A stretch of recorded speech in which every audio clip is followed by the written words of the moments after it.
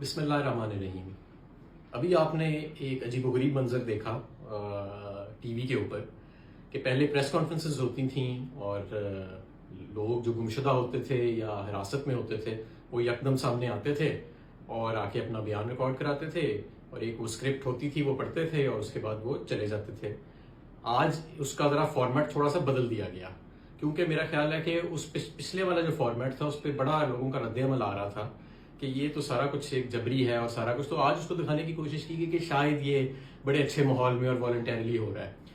2-3 ہفتے سے عثمان ڈار غائب تھے، آج وہ یکدم نمودار ہوئے، اور ایک ایسے اینکر کے پاس جن کی سوچ اور جن کی انکلینیشن ہے وہ آپ کو پتہ ہی ہے کہ عمران خان صاحب کے بارے میں کیا ہے، تو ان کے پاس وہ گئے اور انہوں نے وہاں پہ کچھ گفتگو کی۔ تو میں سب سے پہلے تو آپ کو یہ کہنا چاہتا ہوں کہ عثمان ڈار ہماری پارٹی کے رہنما تھے، رہنما ہیں اور رہیں گے۔ ان پہ جو تشدد ہوا ہوگا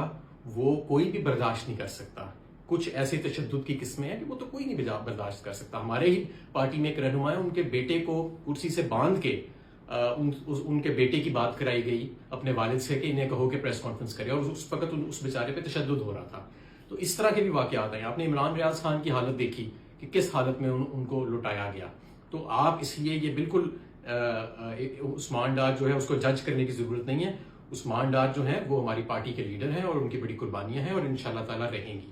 انہوں نے عثمان ڈار صاحب نے بڑی مختلف گفتگو کی، آپ نے وہ ساری دیکھی ہوگی۔ اس میں ایک انہوں نے یہ بھی گفتگو کی یا ان سے کروائی گئی کہ جی پارٹی جو ہے جی اس میں 2 حصے ہیں، ایک ذرا وہ لوگ ہیں جو ایکسٹریم پہ ہیں، اور جیسے مراد سعید اعظم سواتی، حماد اظہر وغیرہ وغیرہ، انہوں نے 4-5 نام لیے اور دوسری طرف کچھ اور نام لیے۔ میں سب سے پہلے آپ کو یہ بتانا چاہتا ہوں کہ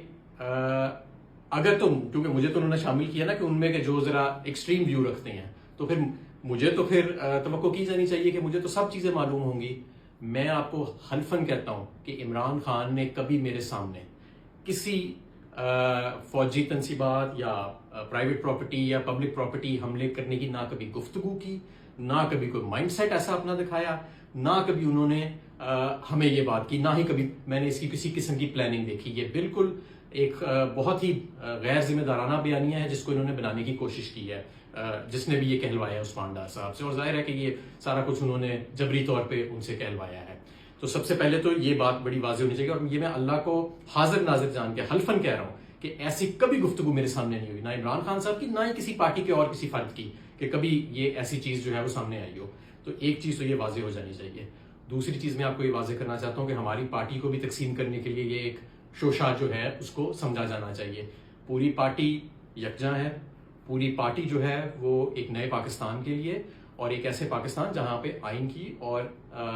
ملک کی حکمرانی ہوگی، جہاں پہ آئین کی اور قانون کی حکمرانی ہوگی، اس کے لیے ہم گوشیں ہیں، اور انشاءاللہ تعالی ہم بہت قریب ہیں اپنی منزل کے۔ صرف اگلا الیکشن ہی نہیں، اگلی کئی دہائیوں تک یہ جو لیڈرشپ کی ایک نئی کھیپ پیدا ہوئی ہے، ہماری خواتین جو جیلوں میں ہیں، ہمارے لوگ جو جبر کا سامنا کر رہے ہیں، گمشدہ جو لوگ ہیں، جو جبری طور پہ جن کو گمشدہ کیا گیا ہے، جو قید میں لوگ ہیں، یہ سب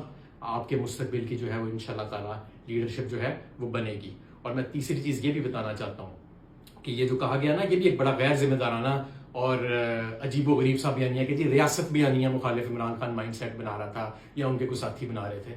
یہ ریاست بھی ہماری ہے، یہ ملک بھی ہمارا ہے، یہ فوج بھی ہماری ہے، اس کے ادارے بھی ہمارے ہیں سارے، اور ہم سب اس کے وفادار ہیں۔ ہماری وفاداری پہ اور ہماری کسی قسم کی ایسی آپ غیر ذمہ دارانہ قسم کی گفتگو نہ کریں یا لوگوں سے کروائیں کہ جی یہ ریاست بیانیہ خلاف بیانیہ بنانے کی کوشش کی جا رہی تھی۔